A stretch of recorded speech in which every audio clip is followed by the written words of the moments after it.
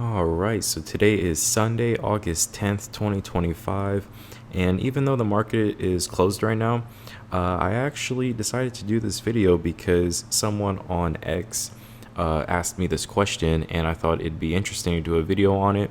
And it was also good timing because I'm actually up 1,000% on Robinhood stocks. So the timing is kind of there. But basically, this video is going to be about why I bought Robinhood at $10 a share. Like, what was my thought process? What was my reasoning? And what's my process in terms of picking stocks and when to go heavy into them?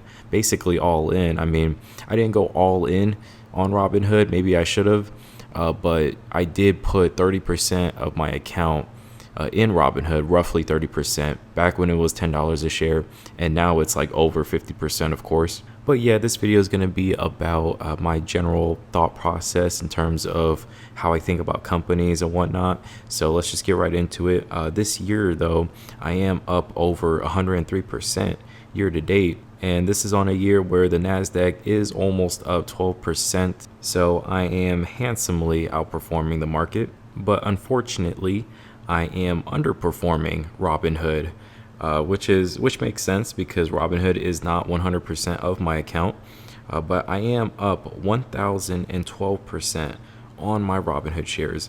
And as you can see, my average cost is $10.34, and I have about 1,500 shares. I do have a little bit more shares in separate accounts, but this is the main bulk of my Robinhood position. All right, so what made me buy Robinhood at $10 a share? Well, it was a combination of a lot of things. It was basically the perfect storm, perfect timing, whatever you want to call it. And I just saw all the stars lining up. By that, I mean fundamentally, technically, and just social media wise, just the overall image of the company. And not just the image of the company, but like I said, fundamentally, I just saw everything consistently improving. But specifically, let's start with the fundamentals.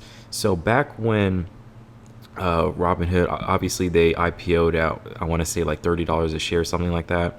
And then they hit a peak of $85 a share before crashing all the way down to like seven something. It was like $7, yeah, 30 cents a share, $7.10 it looks like. But basically, from January 2022 all the way to February of 2024, it basically went nowhere. It was 2 years of stagnation, opportunity cost, the stock just going nowhere. I'm sure that people who bought it during the IPO were very angry, and we'll get to that in just a second. But fundamentally, what was I seeing? Just going off of memory, during this period, I remember their price to book they were trading at price to book value. So they were trading at about $10 a share, and I want to say their book value was also roughly $10 a share. So the risk of going bankrupt was pretty low. But also another metric that I like looking at is free cash flow per share. And I want to say back during this period, it was around 10%. So free cash flow per share, the free cash flow yield was about 10%, which is a pretty good deal. And for a company that is supposed to be a growth stock, right? It's supposed to be one of those meme hype stocks that people expect to trade at ridiculous valuations. But for some reason, it was trading at book value with a 10% free cash flow yield.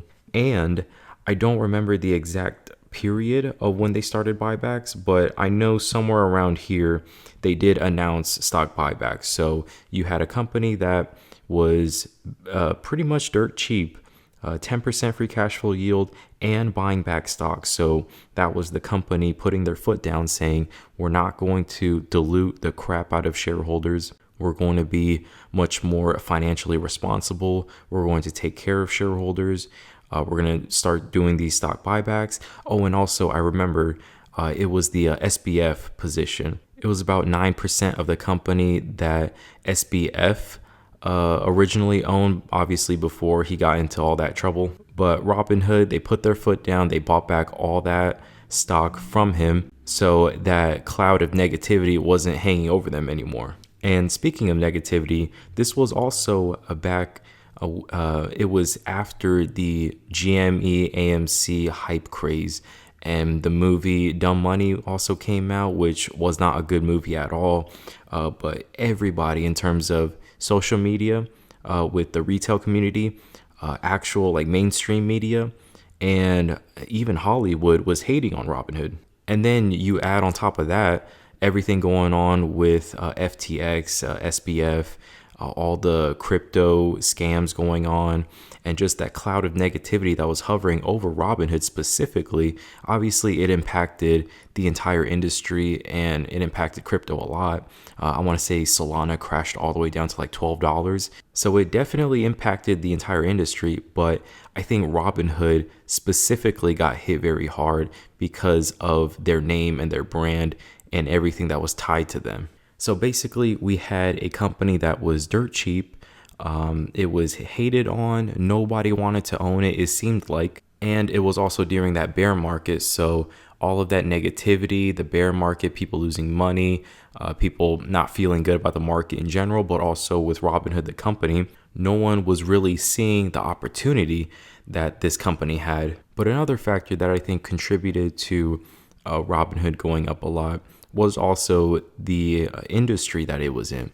So it's a brokerage company, and also trying to get into transactions a little bit, of course, with crypto, and of course with the Robinhood Gold Card now, even though not a lot of people have it yet, but they are slowly getting there. But if you think about the brokerage and financial transaction industry specifically, it's basically a natural hedge against inflation. Obviously, any company, any stock can go to zero. There is no such thing as risk-free. Even treasuries that have a risk-free yield, in my opinion, are not risk-free because of opportunity cost, right? But if you think about brokerages and financial transaction companies, they naturally should go up with inflation if you think about it, because theoretically the stock market should always go up.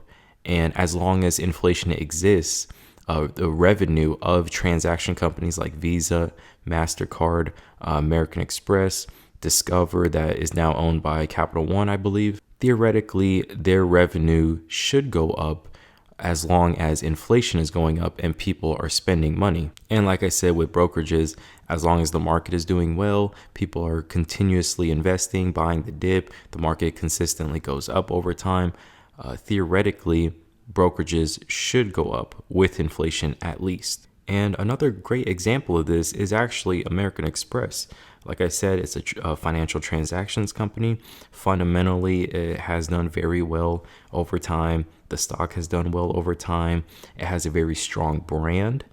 Similar to Robinhood, I don't think Robinhood's brand is as strong as American Express's yet. Whenever people think of American Express, they think of high quality premium. So basically, American Express is also that total package where fundamentally it does very well. It's in a great industry, and it also has a strong image and a strong brand. So basically, to recap everything that I've been talking about, the reason as to why I put money into Robinhood at about $10 a share was because fundamentally it looked very good when it comes to the metrics that I look at. Some people look at PE. I don't really care about that. Back when I was buying Robinhood at $10 a share, I don't even think Robinhood had a PE. So if I went off of that, I mean, I would have missed out a great opportunity, and, you know, a life-changing opportunity actually. So fundamentally, when it comes to the metrics that I look at, they were doing very well. The stock was being accumulated for about 2 years. It was a hated stock. It was going through all that controversy, but it still had a very well-known brand and image. And of course, it's in an industry that should do very well over time, theoretically. So let me know what you guys think in the comments. Did you guys learn anything from this video? What are some other companies that you think kind of fit this category?